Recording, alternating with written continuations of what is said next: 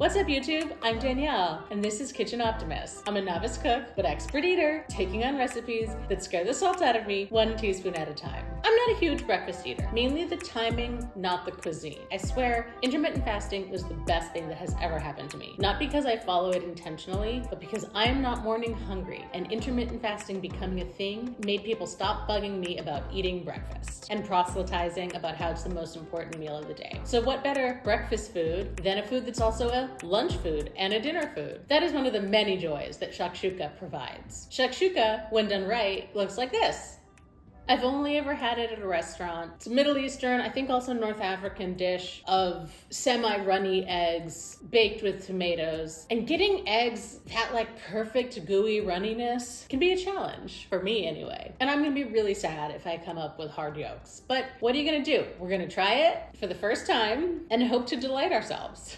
I am using the recipe from torryav.com. It'll be linked below. I've used some of her recipes before, but it is far from the recipe that I found with the most reviews, which was the New York Times one that has 13,000 reviews and a 5-star average. As I've said, I'm trying the best that I can to use recipes that are not behind a paywall. There's just so much great free food content out there, and hopefully this Torryav recipe is a part of that. Her recipe calls for 6 eggs, and since I am not in training to fight Rocky, and I am at home alone, I will be having the recipe because I hate food waste, and there's no way that I will be eating 6 eggs on my own. There's the possibility that that might affect the timing a little bit, but the pricing will stay the same.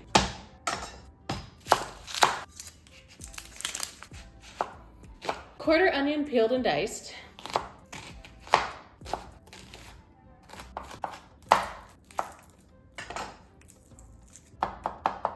½ of a clove of garlic minced.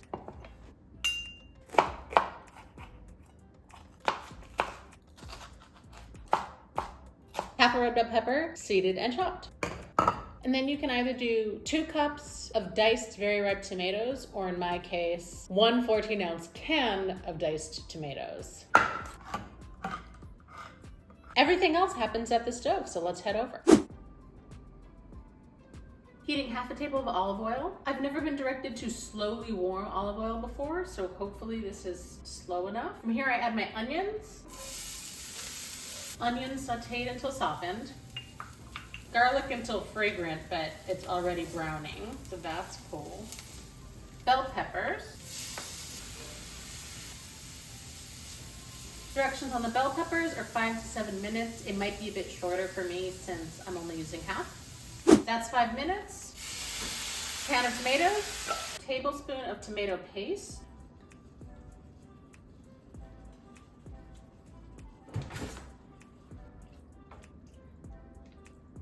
Mixing it together. ½ a teaspoon mild chili powder, ½ a teaspoon cumin, ½ a teaspoon paprika, pinch of cayenne,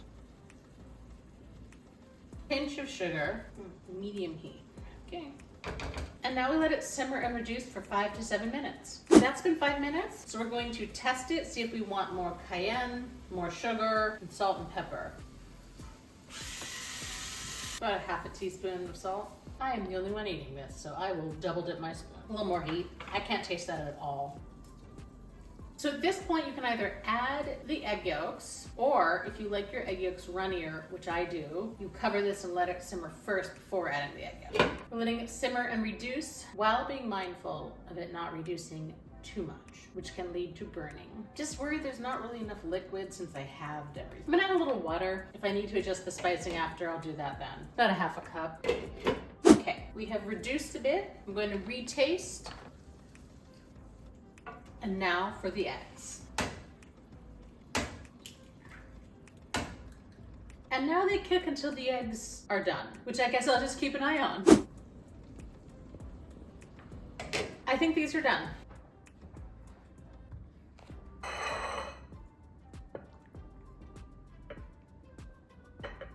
Okay, well now I know why restaurants serve it to you in your own personalized cast iron pan, because it looks like a hot ass mess when it's served onto the plate. But this is my hot ass mess.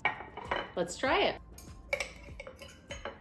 Oh man. Oh. My yolks are not completely hard, but they are definitely not runny. She says you can add a sprinkling of parsley or cilantro to it if you so desire. I didn't feel like chopping it up. She also says you can add a bit of feta to it, which we had in the fridge, so I'm going for it. I have never met a savory dish that I wasn't happy to add cheese to. Oh, hi. My dog is staring at me, waiting for me to pay the cheese tax. Okay. No, that one is mine. Okay.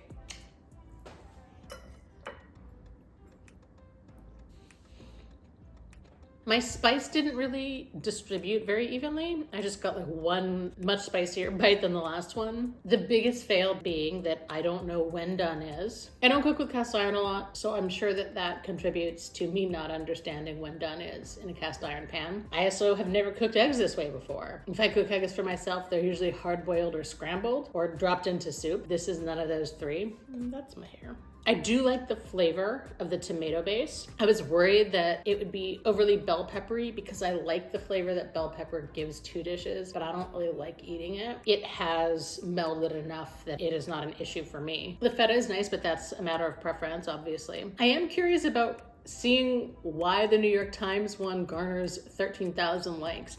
I like this. I will make this again. It does feel like something I probably shouldn't have halved simply because you need the volume to really keep the egg from the bottom of the pan. And even though I used a smaller pan than I would have, I don't think it really did that totally properly. Look at that sad, not runny yolk. And I just got an eggshell. As soon as I am more confident with egg cracking directly into the food that will be eaten without the ability to fish out any rogue eggshells, I will absolutely serve this to other people. I like this. I'm happy with it. I will make this again, if not just to figure out when the proper done time is. Speaking of time, the total time this took me was 55 minutes and 40 seconds. And obviously that is too long. She says it takes 10 minutes of prep and 30 minutes of cook time. And maybe when I'm more familiar with it, I would get closer to that. Hey, I'm always slower my first time, and I would imagine that's pretty common when it comes to trying out new recipes. For cost, ingredients for $50.75. That's assuming you had to go out and buy all the ingredients, every single spice. The equipment was $50.86. That's assuming you had to go out and buy your cast iron pan, your measuring spoon, etc. I think it's important to include all those costs because everybody's kitchen is stocked differently. $50.75 worth of ingredients is a lot for one person, but it would not have gone up if I had doubled this, and that would have served 2 to 3 people depending on the people. And since I'm used to paying New York brunch prices, $50 for 2 people sounds like a steal. So the total cost is $101.61 pre-tax. Depending on what you have in your kitchen, that could be lower. All in all, I'll say this was a win. Or at least not a loss. This was like a solid silver medal. Having nothing to do with the recipe and everything to do with my inability to know when eggs are done, which, I mean, I suppose kind of has to do with the recipe because that direction is vague, but this is what happens when you try things for the first time. Sometimes they're great, sometimes they're terrible, and sometimes they're pretty good with rooms for tweaks, and that's just where we are. Let me know what recipes you're afraid of trying, what recipes you think I should try. Leave your suggestions in the comments below. Anyway, I guess all that's really left to say is thank you so much for watching. Please like and subscribe. I'm Danielle. This is Kitchen Optimist, fighting the good fight for mediocre cooks everywhere. Stay salty.